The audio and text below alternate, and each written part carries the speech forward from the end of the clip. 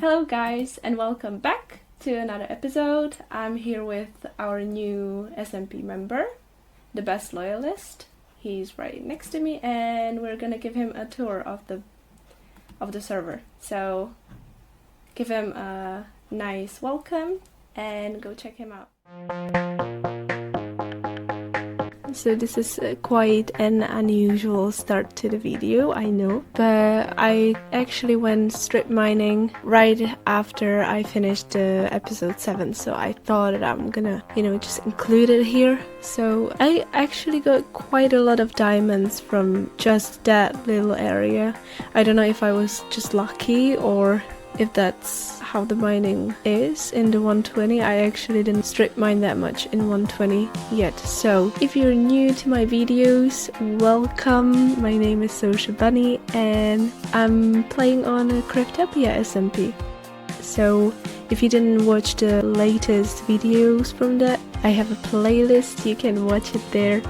And anyway, the plan for this video is to build a shulker farm. So that's why it took me quite some time to record and edit this video. I'm sorry if you waited for my video and no videos came in a long time, but I was quite busy with the shulker farm. The shulkers are so hard to deal with, but yeah, I finally finished it, so here's the video.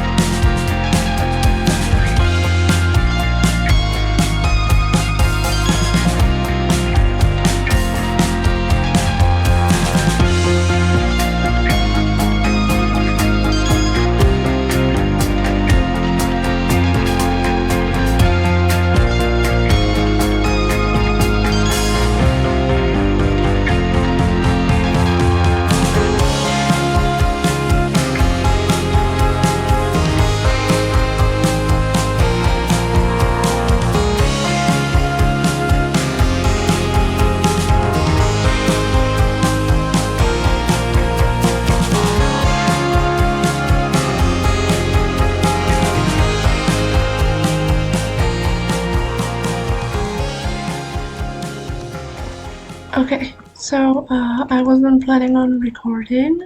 I was doing time lapses because I was getting the resources for the shulker shell farm. But so I don't have my mic with me, but I walked by this box and it was here before. But there's a redstone right there. So let's see what happens.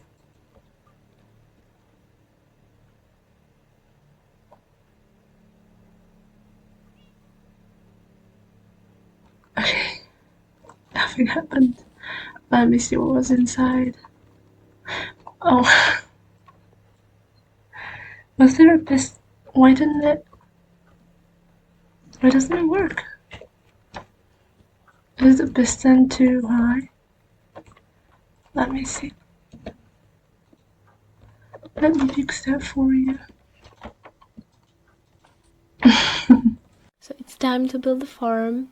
I used the shulker craft design of the farm, so I'm gonna put his video down in the description so you can build it if you want to. It works like a charm, so you should actually check it out.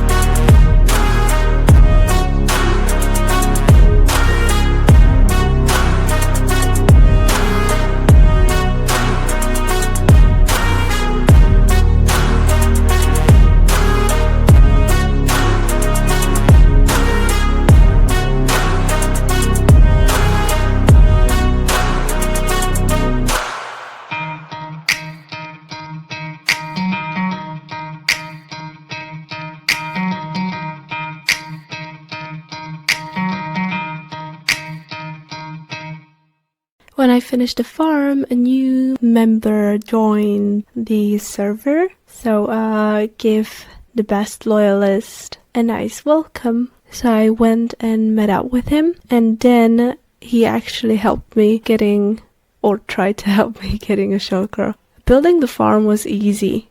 Getting the shulker was unbelievably hard. I have the farm ready. I just need to get the shulker and some widow roses. Oh. So, jump, whee! Ah! Oh, you did it. Oh.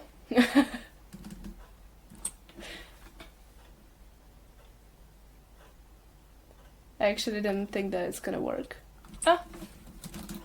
So, because this whole trip takes a while in the end, I decided to read you a little book so we both don't get bored watching the whole struggle. Today I'm gonna read you from a book, The Little Prince. Chapter 1. When I was 6 years old, I came across a beautiful picture in a book about the jungle called True Stories. It showed a boa constrictor swallowing a wild animal. This is what it looked like. In the book, it said, boa constrictors swallow their prey whole without chewing it. Afterwards, they are unable to move, then they sleep for 6 months while they digest. That set me thinking about all the things that go on in the jungle, and with a crayon, I did my first drawing. I called it Drawing Number 1. It looked like this. I showed my masterpiece to the grown-ups and asked if they found it scary. They answered, "What's scary about a hat?" But my drawing was not of a hat. It was a boa constrictor digesting an elephant. So then I drew the inside of the boa to help the grown-ups understand. They always need explanations. This is what my drawing number 2 looked like. The grown-ups told me to forget about drawing elephants inside boa constrictors and to concentrate instead on geography, history, arithmetic and grammar, which is why, at the age of 6, seeing as my drawing number 1 and my drawing number 2 had been such a disaster, I gave up on a glorious career as an artist. Grown-ups never understand anything on their own, and it's a nuisance for children to have to keep explaining things over and over again. So I had to choose another profession, and I learned to be a pilot. I flew all around the world, and it is true that geography came in very handy. I could tell the difference between China and Arizona at a glance, which is very useful if you lose your way at night. Over the years, I have met lots of sensible people and spent a lot of time living in the world of grown-ups. I have seen them at close quarters, which has done nothing to change my opinion of them. Whenever I met a grown-up who seemed fairly intelligent, I would test him with my drawing number 1, which I have always kept to find out if he really was perceptive. But he would always reply, "It's a hat." So instead of talking to him about boa constrictors or the jungle or the stars, I would come down to his level and discuss bridge, golf, politics, and neckties, and the grown-up would be delighted to meet such a reasonable man.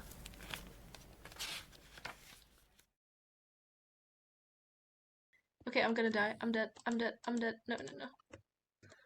Oh. You got both the invis? Yeah. Uh-oh. Flying. Here. Oh, you got splash version, yeah. okay. Chapter number 2. And so I lived alone with no one I could really talk to until 6 years ago when my plane broke down in the Sahara Desert. As I did not have a mechanic with me or any passengers, I was going to have to make a complicated engine repair on my own. My life depended on it, since I had barely enough drinking water to last a week. The first night, I lay down on the ground and fell asleep, miles and miles from any living soul. I was more cut off than a castaway adrift in the middle of the ocean.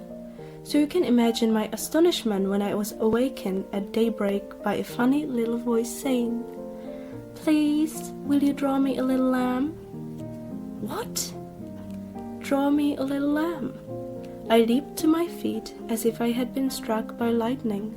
I rubbed my eyes and stared, and I saw the most extraordinary little fellow studying me intently. This is the best picture I have managed to draw of him from memory.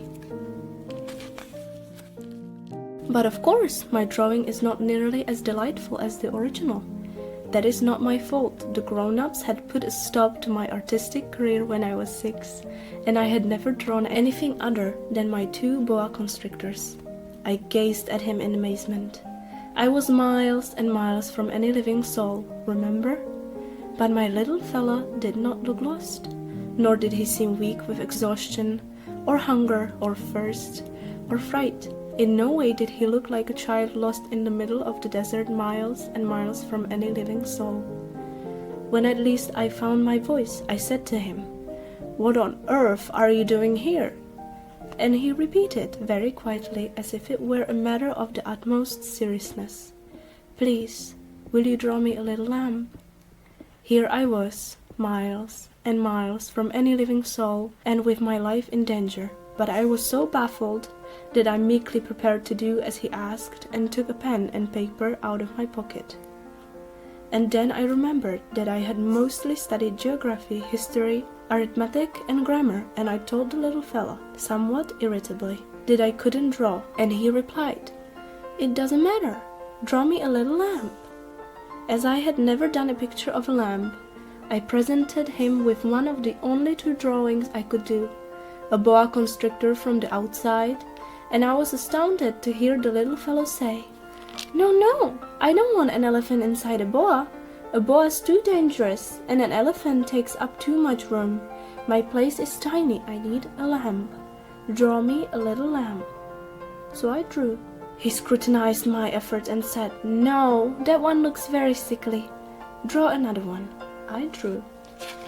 My little friend smiled indulgently. "Can't you see? That's not a lamb. It's a ram. It's got horns." So I started all over again. But again he turned it down. "That one's too old. I want a lamb that will live for a long time." I was in a hurry to start stripping down the engine, and my patience was wearing thin, so I hastily sketched this. And I said, "That's the crate. The lamb you want is inside."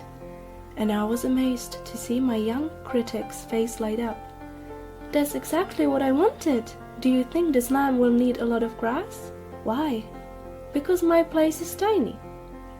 "I'm sure there'll be enough. I have given you a very little lamb." He looked more closely at the drawing. "Not that little. Oh, look, he's fallen asleep." And that is how I made the acquaintance of the little prince. Chapter 3. It took me ages to work out where the little prince came from. He asked me lots of questions, but never seemed to hear mine. I gradually pieced his story together from odd things he said. For instance, when he first caught sight of my plane, "I shan't draw it. I can't draw anything that complicated." He asked me, "What's that thing?" "It's not thing. It flies. It's a plane. It's my plane." And I was proud to tell him that I was a pilot and I flew planes. Then he exclaimed, "What? You fell out of the sky?" "Yes," I replied modestly. "Oh, that's funny." And the little prince gave a tinkling laugh, which I found extremely annoying. I expect people to take my trouble seriously. Then he added, "So you came out of the sky too? What planet are you from?" It suddenly dawned on me that he was giving me an important clue as to his mysterious appearance, and I said, "You're from another planet, aren't you?" But he did not reply, still staring at my plane. He gently nodded his head. "Of course, you can't have come from very far away in that thing." And he stood lost in thought for a while. Then, taking my lamp out of his pocket, he examined his treasure. You can imagine how intrigued I was by his allusion to other planets, so I tried to find out more. "Where do you come from, little man? Where is your place? Where do you want to take my lamp?" He pondered for a while and replied, "The good thing about the crate is that at night it can be his house." "Exactly! And if you behave, I'll give you a rope to tie him up during the day, and a stake." The little prince was shocked. "Tie him up? What a strange thing to do. But if you don't tie him up, he'll wander all over the place and get lost. And my little friend burst out laughing again. But where would he go? Anywhere. He would follow his nose. Then the little prince remarked solemnly, "It wouldn't matter, my place is so tiny." And he added wistfully, "If you follow your nose, you can't go very far."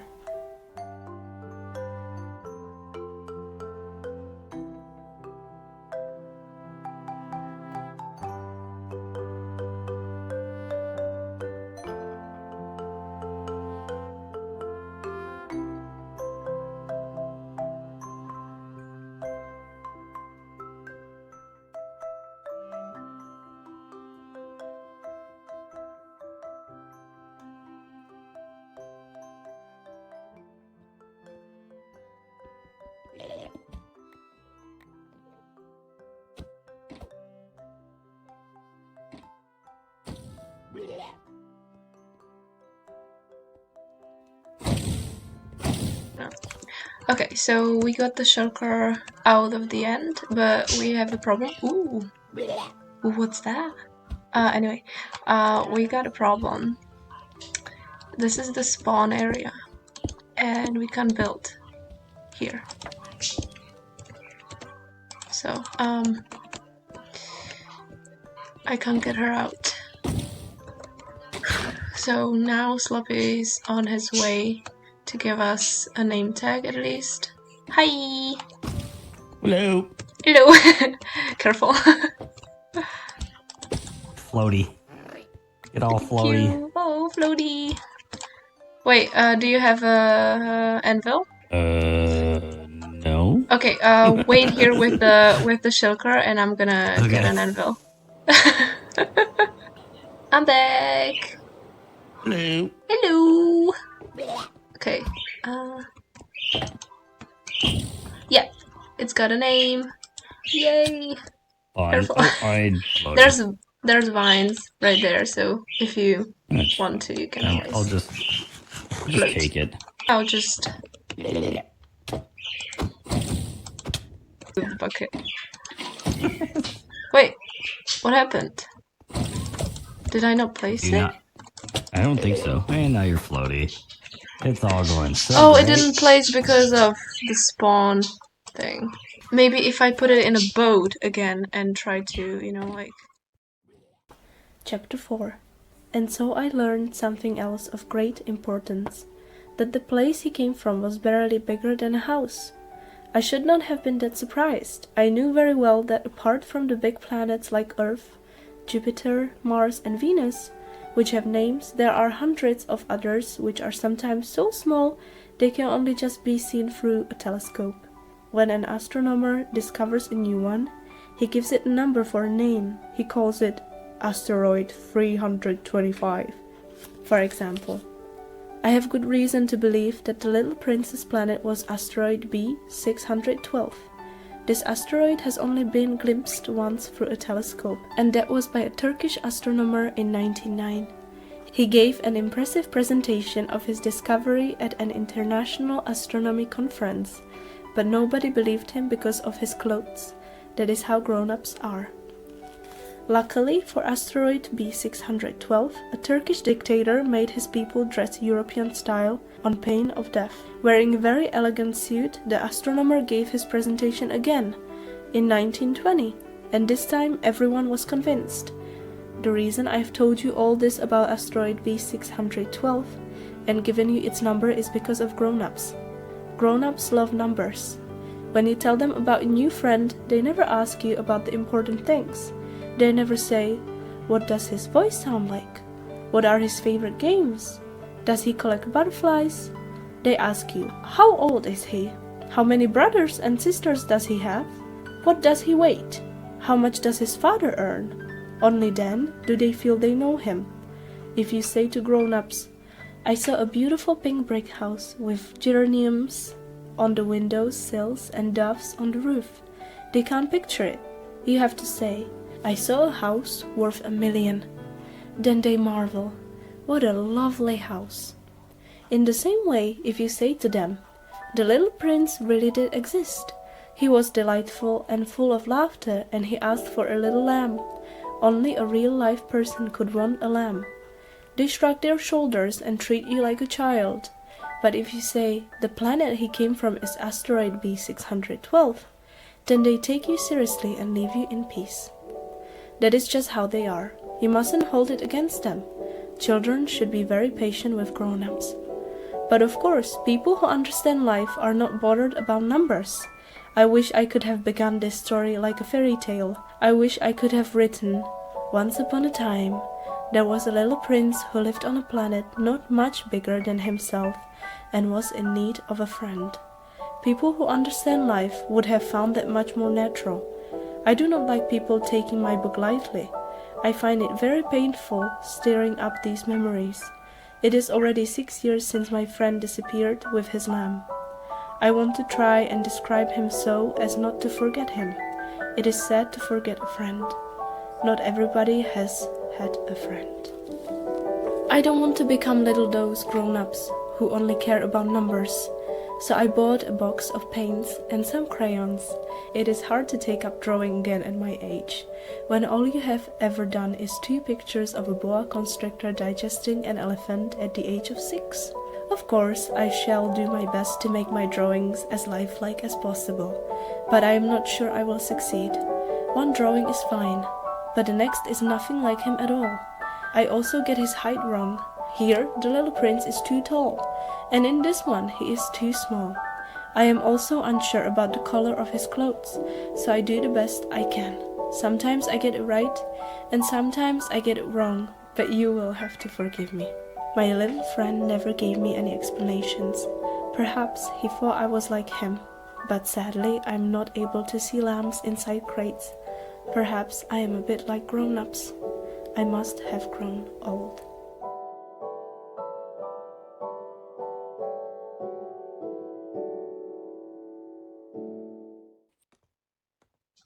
He killed himself. He killed himself. No, good thing I didn't kill that one at spawn, eh? No.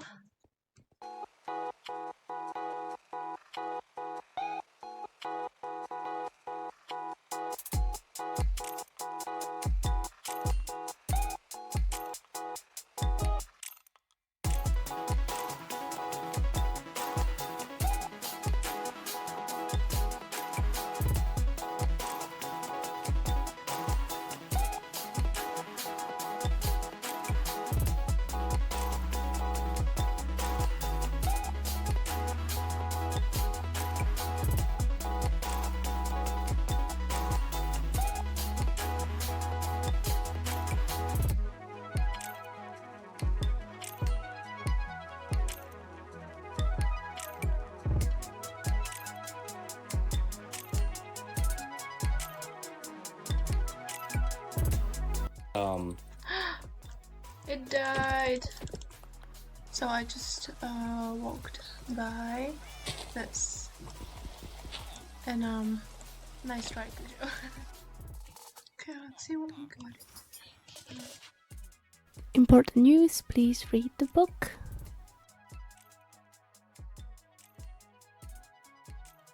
Okay. We have been trying to contact you about your car's extended warranty. Ha! Joke's on you. I don't own a car. But nice try.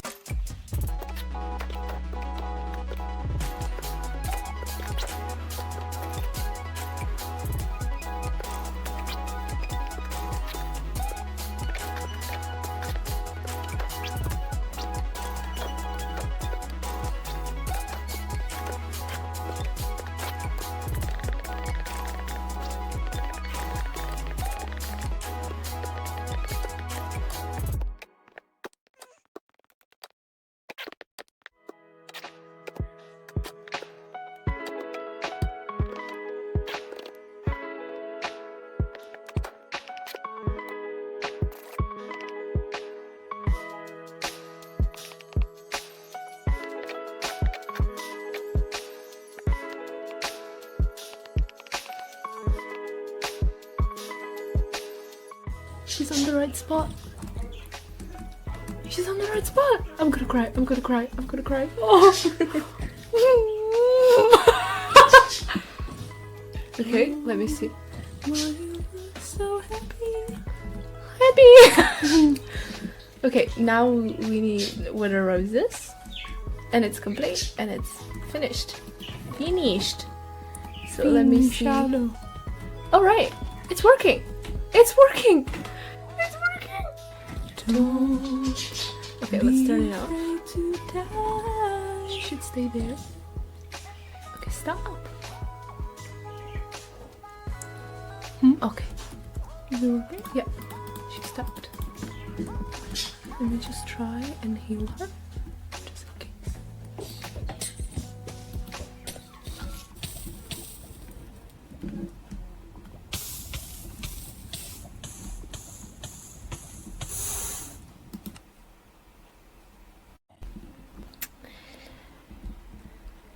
Alright.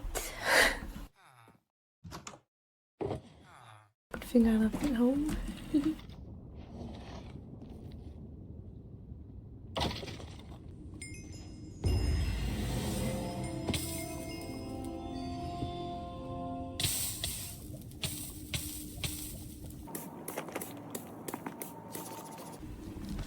Okay, we've got 2 wither skeletons. We need 1 more and then we can go kill some chicken and get 16 wither roses. Yeah. And I'm putting everything into a chest, and a chest, just in case I die here. I don't think it's that dangerous here. Ah! Oh no. Oh no. No luck. Okay, so change of plans. I didn't have much luck with the wither skeletons, so I asked Morgan if he would be so kind and let me use his farm, and he said yes. So now we're gonna go to the top of the roof and go to the farm. So if I'm not gonna die on the way there, then it should be easy. Yeah, so then the chickens, or I was thinking about catching some fish, because fish doesn't need to grow. We'll see when we get there. So yeah, let's go to the top of the roof. Also, whoever built this bridge clearly wants people to die here. Okay, almost there. We made it. We're on the top. Now what I want to do is get back to my base, get my elytra, and then we can go to the coordinates. Okay, we're here, and let's see, do I need to go down? I guess we have to go down. I should have actually see through free cam what's up there. Whee! Oh, it's on the top. Okay. Landing time, I guess? Okay, I did it. Is that all I need to do, or do I need to be up there? Oh, I can go through here. And here, and here, and here.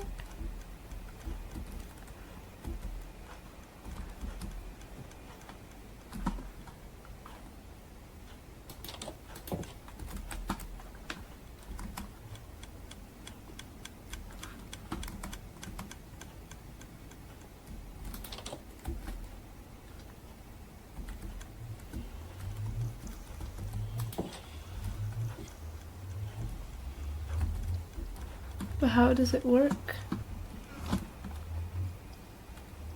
I don't want to ruin anything. But I guess we're gonna have to.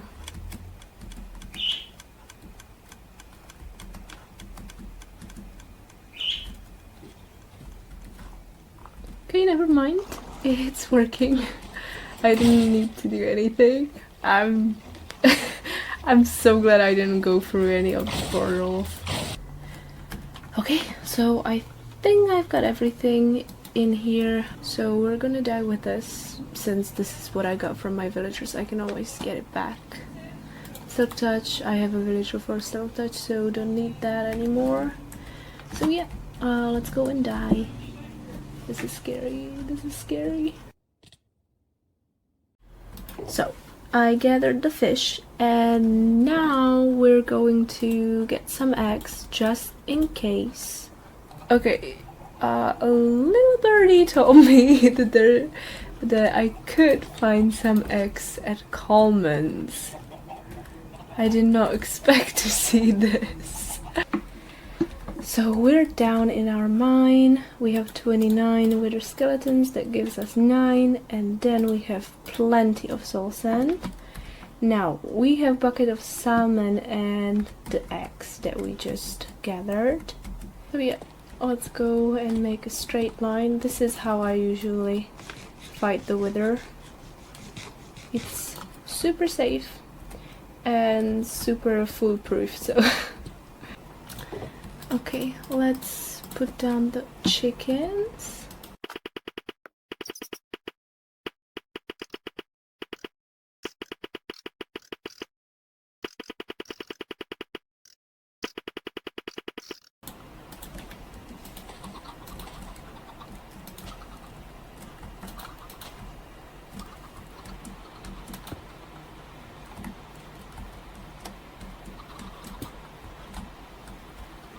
Okay.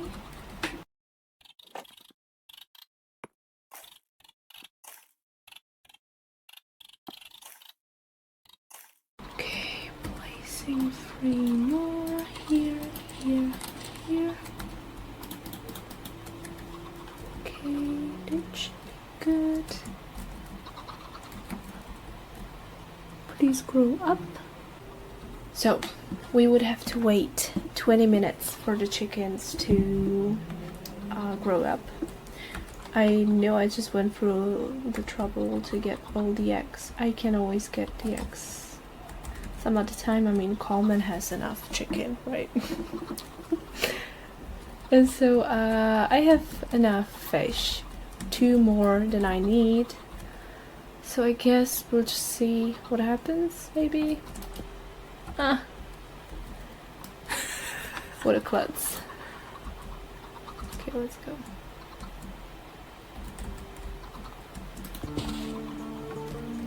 Nice, nice. Let's take this.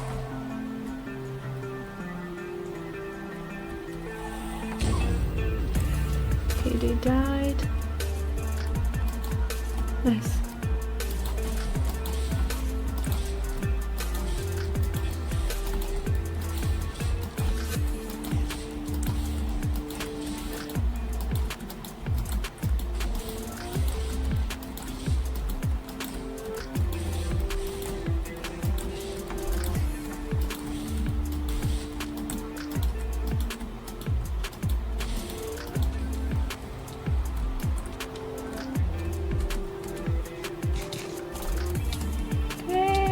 Did it. Okay, let's take the roses.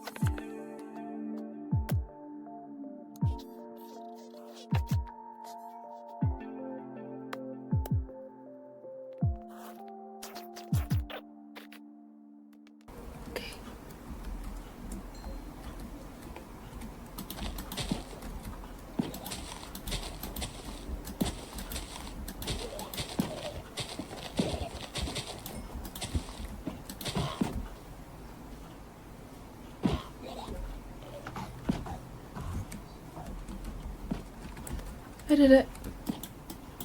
I did it. Okay, let's go down and turn it on. Whee, let's go. Okay. Now we do this. Okay. Okay, let's wait here for a little bit and see how many shulker shells we're gonna get. So after we AFK'd, we got stack and 28. Plus we have the ones that we got from killing all those up there, so it's pretty good. Okay, so I just checked it and it took 3 minutes. So stack and what was it? Stack and something in 3 minutes. I think that's pretty good. That's pretty good.